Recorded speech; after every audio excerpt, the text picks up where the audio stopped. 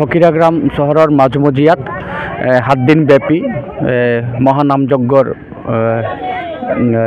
আজি অধিবাস সকলে সনাতনী হিন্দু ব্যক্তিসকল ধৰ্মীয় মাতৃসকল পিতৃ ব্যক্তিসকল আমাৰ পুৰোহিতসকল সকলে ইয়াতে আহি গংগা নিমন্ত্ৰণ কৰি পেলাই যি আজিৰ নামযজ্ঞ আৰম্ভ হ'ব মই সকলোকে ফকিৰাগ্ৰাম ৰাইজক মই শুভেচ্ছা জনাইছোঁ যে খুব ধুনীয়াকৈ এই নামযজ্ঞ সম্পূৰ্ণৰূপে অনুষ্ঠিত হওক আৰু সকলো মংগল কামনা কৰিছোঁ। এই নামযজ্ঞৰ মাজেদি প্ৰত্যেকৰ দৈনন্দিন জীৱনৰ মানসিক শাৰীৰিক আৰু সামাজিকভাৱে আগবঢ়াই যোৱা আৰু এইটো ছিজন যি এতিয়া আমাৰ যে অঘান বা পুষ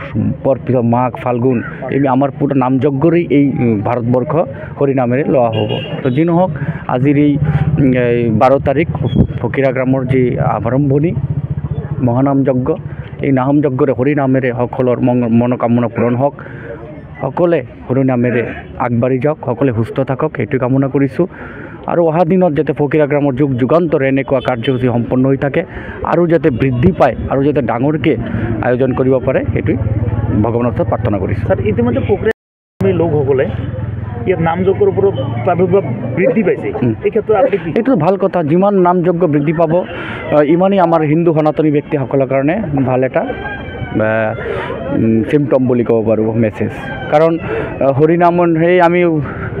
আগুৱাই আছোঁ হৰি যদি আমাৰ কৃপা নাথাকে আমি কেনেকৈ আগবাঢ়িম আমি যে কথা পাতি আছোঁ আমি যে মানুহৰ লগত মিলি পেলাই চব সমাজখন চলাই আছোঁ হৰিৰ কৃপা হৰিৰ আশীৰ্বাদ অবিহনে আমি কোনো আগবাঢ়িব নোৱাৰোঁ। আজি যে কাম সম্পূৰ্ণ হ'ল সেইটোও হৰিৰ আশীৰ্বাদ সেইকাৰণে আমি কথা কোৱা আমি জীয়াই থকা আমাৰ গোটেই জীৱনৰ লাইফৰ মালিকী হ'ল হৰি সেইকাৰণে হৰি নাম যিমান বৃদ্ধি পাব ভাৰতবৰ্ষ আৰু হিন্দু সনাতন ব্যক্তিসকল আৰু আগবাঢ়ি যাব পাৰিব। ৰাইজলৈ কি মেছেজ দিব আজি মেছেজ এইটোৱে যে সকলে হৰিনাম লওক সকলে হিন্দু ধৰ্মক আৰু প্ৰচাৰ কৰক যাতে হিন্দু ধৰ্ম আৰু মানে বলিষ্ঠ এটা ৰূপ ল'ব পাৰে কাৰণ হিন্দু ধৰ্ম পৃথিৱীৰ আটাইতকৈ সৰ্বশ্ৰেষ্ঠ ধৰ্ম এই ধৰ্মক আমি আৰু কেনেকৈ বিশ্বৰ মাজত আগবঢ়াই লৈ যাব পাৰোঁ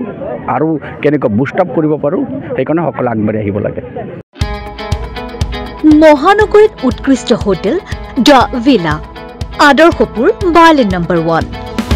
কাহিলীপাৰা সৰ্বশিক্ষা অভিযানৰ কাৰ্যালয়ৰ কাষতে হোটেল দ্য ভিলাত আছে উৎকৃষ্ট মানৰ সা সুবিধা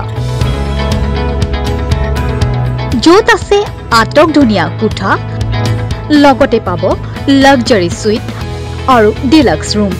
তদুপৰি ৰেষ্টুৰেণ্টত পাব আপোনাৰ মন পচন্দৰ সুস্বাদু খাদ্য আৰু পাব বাৰ আৰু সুইমিং পুল। দ্য ভিলাত পাব আপুনি নৈসংগিক পৰিৱেশ আৰু সুস্বাদু খাদ্যৰ সম্ভাৰ।